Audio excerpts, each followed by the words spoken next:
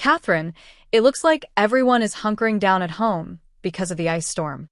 Christmas dinner has been called off. Stay safe, my mom's message said. As I gazed at my phone, a wave of disappointment washed over me. Yet, I couldn't help but acknowledge the reality. Nashville winters can indeed pose their own set of dangers. Little did I realize at the time, this seemingly ordinary text would expose years of family secrets and alter the course of my life in ways I could never have imagined. Hello, everyone. I'm Catherine, and I'm 32 years old. As an accountant, I always believed I was the odd one out in my family, at least until last Christmas. The reserved, ambition-driven sister who found herself out of place amidst the boisterous, lively get-togethers. My younger sister Anna was the shining star, the one who could do no wrong in the eyes of our parents. On that Christmas morning, I found myself nestled in for a peaceful day all by myself.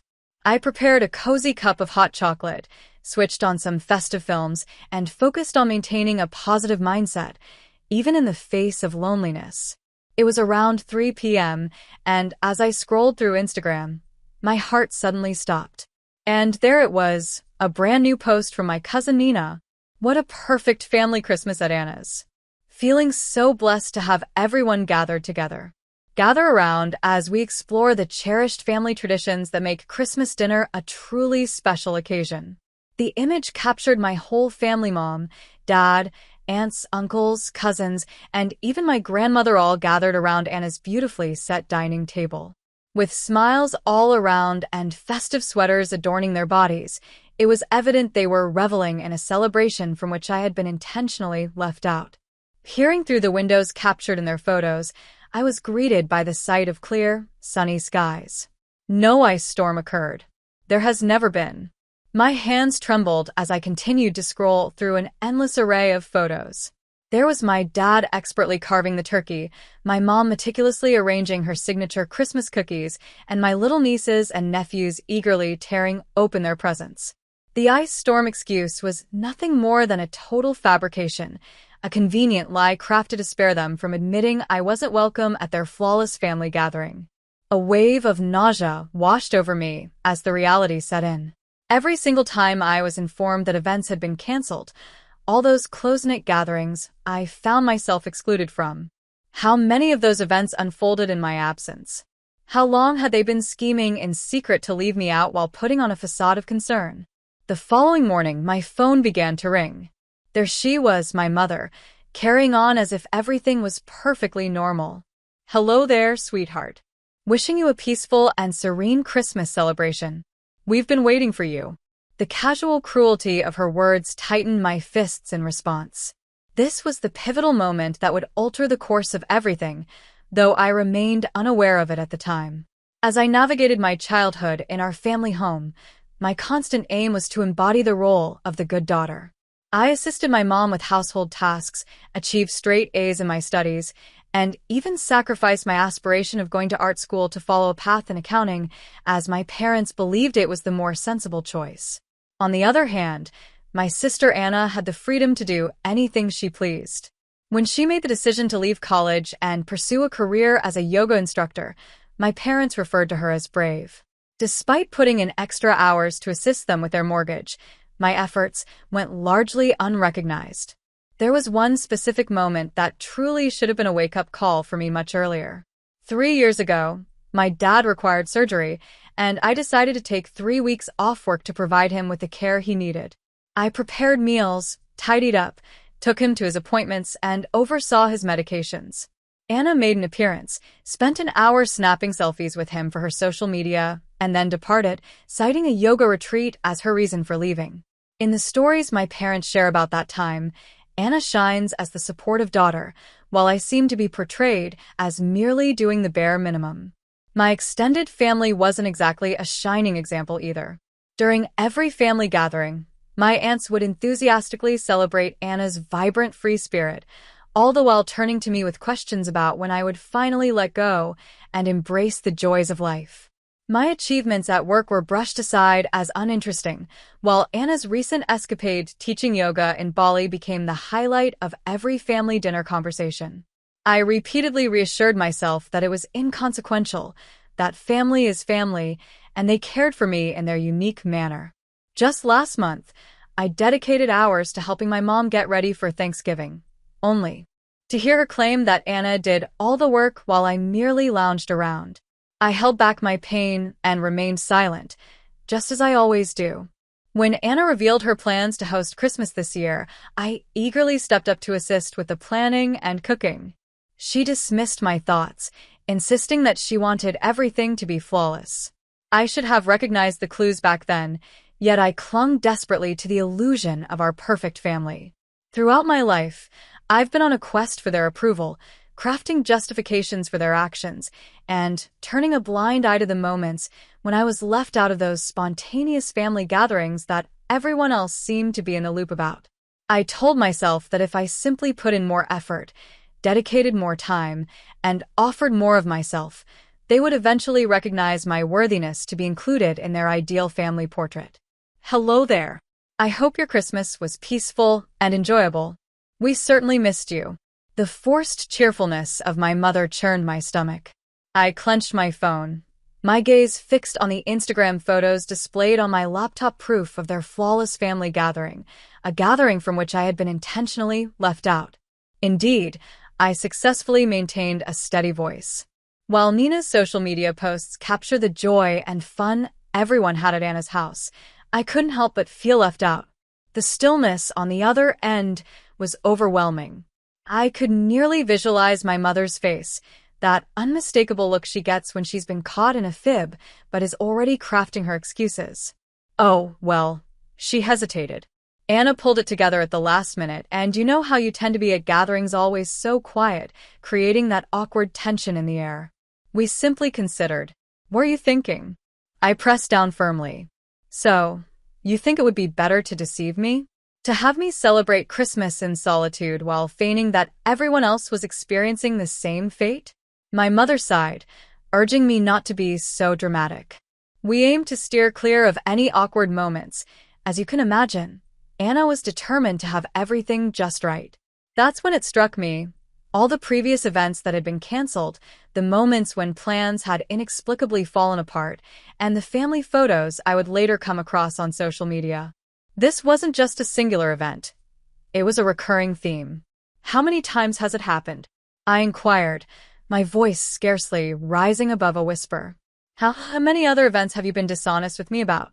Once again, a revealing silence hangs in the air. Well, Catherine, it seems you might be taking things a bit too personally. This is precisely the reason why. What do you mean by why? I decided to sever ties with her. Why was I excluded? Why do you act like I'm invisible until you want something? Why does Anna get to be the ideal daughter, while I feel like a burden? That's not fair, my mother exclaimed. Our affection for both of you is truly equal. It's simply, Anna dedicates herself to being a valued member of the family. It seems like you're constantly occupied with your job. I let out a bitter laugh. Swamped with tasks. Oh, so you're occupied with making those mortgage payments, huh? Are you currently occupied with caring for your dad following his surgery? Is it that kind of busy? Hear that? My mother's voice took on a serious tone. If this is how things are going to be, perhaps it's best for us to take a step back and give each other some room. Reach out to me when you're prepared to have a rational discussion. The line went silent. I found myself fixated on my phone as 32 years of memories came rushing back, crystallizing into a vivid and painful clarity. Every excuse, every dismissal, every misunderstanding, it was all part of a deliberate plan. The issue wasn't me. I had never been. That was the moment I finally put an end to all the excuses I had been making for them. At last, the moment arrived when I uncovered the truth. There was no family in my life. There were individuals connected to me by blood, yet they made me feel like I was merely an afterthought. Following that phone call, a shift occurred within me. I had reached my limit of being the family's doormat. As I flipped open my laptop, I began crafting an email addressed to my whole family. All the family members gathered at that Christmas dinner, parents, sister, aunts, uncles, cousins, everyone was there. With a flurry of motion, my fingers danced over the keyboard, unleashing years of bottled-up emotions. I've come across the photos from Christmas dinner I noted. The dinner I was informed about was called off because of a so-called ice storm that seems to exist only in the imagination. It's important for each of you to understand the impact of your actions. You didn't merely leave me out of a family gathering. You orchestrated a complex deception to ensure I spent Christmas in solitude. I've shared some screenshots, capturing my mom's time at home. It seems like everyone else is doing the same, with text messages and social media photos showcasing their celebrations. With a swift click, I sent it off, leaving no room for doubt. Responses began pouring in without delay. My Aunt Marie said they neglected to inform me that the plans had shifted. Uncle Robert implied that I might be taking things a bit too far. Nina, my cousin, who had revealed their deception through her posts, swiftly removed all the Christmas pictures and messaged me, claiming I was the one stirring up unnecessary drama. Then arrived Anna's reply, a lengthy and patronizing email detailing how I never put in the effort at family gatherings and how she simply desired one flawless holiday. She had the nerve to imply that leaving me out was actually for my benefit, claiming that I clearly don't enjoy family gatherings. However, it was the response of my parents that really revealed their true selves to me. Rather than expressing regret, they chose to strike back. My mother began reaching out to our mutual family friends, weaving a tale about how I was experiencing some kind of breakdown. My father sent me a serious email emphasizing the importance of respecting family privacy and how discussing our personal matters publicly is simply not acceptable. "You've truly crossed the line this time," Anna texted me. "Mom's in tears. The atmosphere is heavy with sadness, and it's all stemming from your inability to acknowledge that perhaps you are the issue. This is precisely the reason we preferred you not to join us for Christmas." It was as if I had stepped into a completely different dimension. Despite their deliberate exclusion and deceit, I found myself painted as the villain for simply revealing their true behavior. The more I asserted myself, the more they distorted the story. When I stood my ground and chose not to apologize, the situation intensified. My mother began making surprise visits to my workplace, creating quite the commotion in the lobby. Anna started sharing cryptic posts on social media, hinting at toxic individuals and her decision to prioritize peace over family ties. My father warned me that I would be excluded from his will if I didn't conform to his expectations. Their actions, rather than intimidating me, only served to confirm the realization I had finally come to. This was not a family bound by love, shielding itself from a challenging member. This was a toxic system, clinging to its power, struggling to control someone who had finally broken free from its constraints. I realized at that moment that I had to take action beyond merely revealing their deceit. I had to liberate myself entirely from their control. Unbeknownst to them, I was meticulously crafting a strategy that would reveal the consequences of pushing away the one individual who had consistently stood by their side. A week following my bold email, an unexpected message arrived from Rachel, a longtime family friend who had stepped back from overseeing my parents' finances many years ago. "Catherine, I've been keeping an eye on the updates about your family on social media. Listen closely because this is important. Are we able to meet up?" So, I decided to meet her at a cozy little cafe nestled in the heart of downtown. Upon my arrival, I noticed Rachel appeared anxious, tightly gripping a manila envelope. "For years, I've been burdened by this guilt," she confessed, as she slid the envelope across the table. "Your father made me promise to keep this under wraps, but witnessing how they're treating you now, I just can't hold my tongue any longer." Within the envelope, there lay bank statements and legal documents that traced back a remarkable 15 years. As I perused the pages, a tremor started to course through my hands.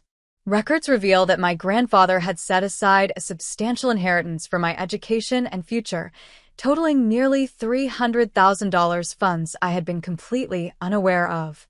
Rachel explained softly, "Your father was the trustee. Access was meant to be granted to you upon reaching the age of 25. Instead, he moved all the assets into Anna's accounts, utilizing them to support her way of life and her unsuccessful business endeavors." The revelation struck me with the force of a physical blow. For all those years, I toiled away, putting in extra hours to fund my accounting degree, still grappling with the weight of student loans, and the countless times I stepped in to assist them with their mortgage. They had been holding on to my inheritance all along, using it to fund Anna's expenses. But wait, there's more, Rachel continued. Your grandfather left behind properties that are to be divided equally between you and Anna. All of them were sold by your parents. With the authority granted to you, they had you sign when you turned 18. Recall the time they claimed it was solely for urgent medical choices? I was feeling unwell. The document I had signed with trust granted them total control over my financial interests. They meticulously stripped me of my inheritance, all the while observing my struggles, taking my assistance for their expenses, and instilling a sense of guilt in me for not doing enough for the family. To make matters worse, the statements revealed consistent transfers to Anna marked as business investments funds siphoned from my inheritance to support her yoga studios, her retreats in Bali, and all those escapades they lauded her for while belittling my mundane accounting career. Why reveal this to me at this moment? I inquired of Rachel, my voice wavering slightly. I noticed your mother's social media posts portraying you in a light that suggests instability and ingratitude. They aim to undermine your credibility before you have the chance to uncover the truth. For years, Catherine, they've been siphoning off your hard-earned money. Their actions are not only ethically questionable, but they also break the law. Everything clicked into place in the most unsettling way. They ramped up their efforts to portray me as unreasonable, issuing threats to exclude me from the will after they had already taken my inheritance. Their frantic need to uphold the story that Anna was the successful sister while I was the troublesome one was palpable. With meticulous attention, I slid the documents back into the envelope, my thoughts swirling in a whirlwind. Thanks a lot, Rachel. I have a clear plan of action moving forward. This had evolved beyond merely a ruined Christmas. This story unfolds over years of meticulously planned deception and theft. As an accountant with extensive experience in uncovering financial fraud, I was perfectly positioned to ensure they faced the repercussions of their actions. Armed with Rachel's documents, I dedicated the following week to carefully constructing my case. As an accountant, I had the skills to meticulously follow the money trail. Each unauthorized transfer, each misuse of power of attorney, every single fraudulent document. I monitored every detail. I brought on board Sarah Chen, an expert lawyer in estate fraud, to meticulously examine all the details. Sarah confirmed that this is a clear case of financial exploitation. If you wish to take that path, we can certainly file criminal charges. After weighing my choices with great thought, I took a moment to reflect. A criminal case could shatter my family's reputation, yet they had already fractured our bond. In a surprising turn of events, I chose to extend one final opportunity for them to rectify the situation. I reached out to my parents and Anna via email, asking for a family meeting to address our differences. They seized the opportunity, likely believing they could steer me back into compliance. So, we made plans to gather at my apartment the next Saturday. On the morning of the meeting, I set up 3 folders on my dining table, one designated for each of them. Within every folder lay a comprehensive account of their deceit, accompanied by a letter from my attorney detailing their choices. It's simple. Return all remaining funds to me and sign a confession, or prepare to deal with criminal charges. They walked in with a sense of superiority, clearly anticipating an apology from me. My mother jumped right in. Catherine, it's truly wonderful to see you have come to your senses. I interrupted her by sliding the folders across the table. Before anyone utters another word, I highly recommend you take a moment to read these. The color vanished from my father's face as he hurriedly examined the documents. As Anna's hands began to tremble, a wave of tension filled the air. My mother endeavored to keep everything in check. This is absolutely absurd. Are you seriously attempting to blackmail your own family? Blackmail? I let out a chilling laugh. Actually, I'm presenting you with an option. Return my inheritance with interest and acknowledge your actions, or I will involve the authorities.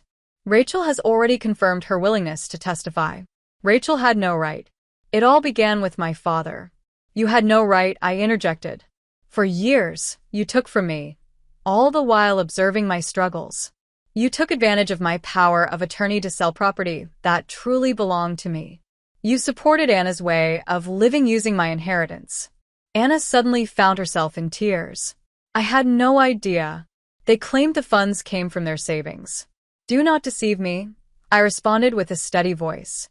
The transfers have been successfully directed to your accounts. You were fully aware of your actions. My mother decided to take a different approach. Consider the impact this will have on the family. What will others think? It's a shame you didn't consider the consequences before taking hundreds of thousands of dollars from your own daughter, I replied. The clock is ticking, 48 hours to make your choice. It's simple. Either you sign the confession and set up the transfers, or I will take this to the authorities. In a whirlwind of chaos, my father rushed forward, nearly pulling my frantic mother and sister out the door behind him. In just a matter of hours, the family group chat was buzzing with a flurry of messages from relatives, each one passionately taking their side, of course. Yet I stayed composed. I possessed undeniable truth and compelling evidence backing my stance. That evening, I told Sarah over the phone, the ball's in their court now. However, I have a feeling they might not choose wisely. I stood poised, prepared for whatever lay ahead. Ultimately, they bestowed upon me the most precious gift of all, liberation from their control. The 48-hour deadline has passed, leaving us in suspense. As I anticipated, my family opted for pride instead of truthfulness. There was no signature on the confession, nor were any transfers arranged. In a desperate move, they sought to eliminate any trace of their actions by closing accounts, shredding documents, and even trying to coerce Rachel into taking back her statement. Little did they realize I had already handed over all the information to the authorities.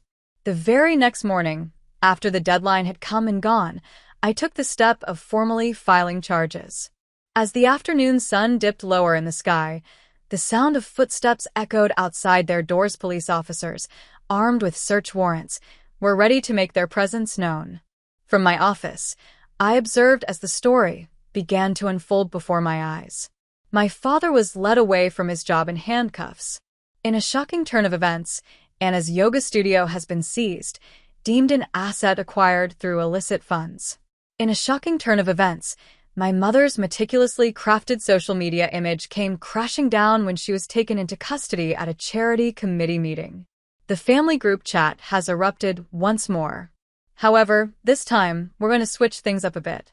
Those relatives who once brushed off my claims fell silent as the evidence emerged into the public eye. A story has emerged in the local newspaper detailing the dramatic decline of a once prominent family. After years of upholding flawless facades, everything came crashing down in just one day. My phone vibrated, signaling a new message from Rachel. You made the right choice.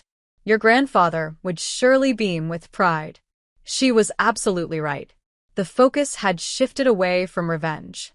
It was all about justice. As I observed the intricate web of my family's deceptions begin to fall apart, a sense of relief washed over me, devoid of any joy. The truth had emerged at last, and I was liberated at long last.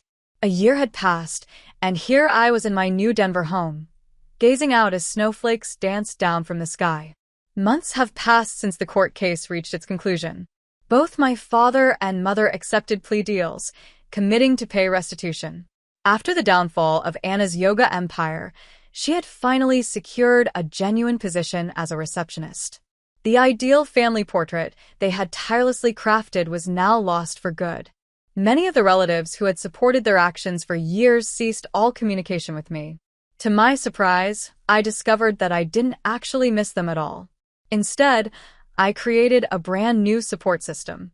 True friends who prioritized honesty above all else, co-workers who acknowledged my dedication, and a handful of distant relatives who took the time to express regret for their previous actions.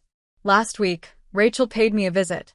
As we sipped our coffee, she presented me with an old photo album she had discovered while tidying up her office. Within were snapshots of my grandfather and me, cherished moments that had nearly slipped from my memory. In a single snapshot, he was showing me the art of fishing, our laughter echoing over a memory now lost to time. Rachel shared with me that he always referred to you as the strong one. He was aware that they had a preference for Anna, yet he held the conviction that you would rise above it. As my fingers brushed against the photo, memories of his warm smile flooded back, filling me with a sense of nostalgia. He endeavored to safeguard my future with that inheritance.